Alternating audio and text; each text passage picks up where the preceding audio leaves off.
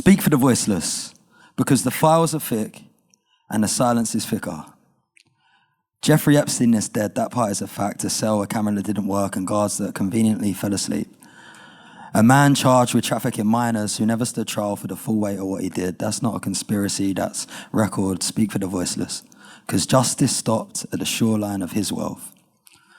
A billionaire who owned islands, planes, access, who pleaded guilty once and served months instead of years, while victims served sentences that will never end. They called it a deal. They call it law.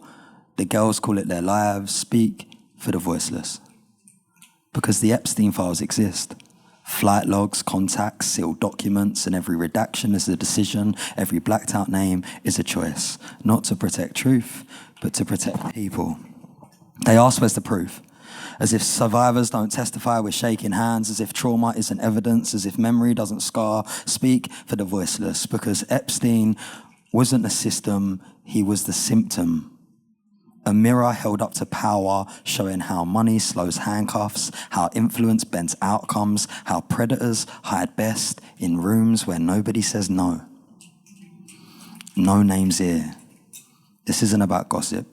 It's about a man who could traffic children in plain sight for years and only fall when it was convenient. It's about how the poor get life sentences and the rich get privacy. Speak for the voiceless. Because when files stay sealed longer than wounds heal, that tells you exactly who justice is for.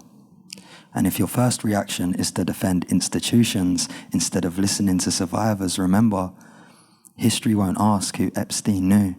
History will ask who stayed quiet once they knew enough.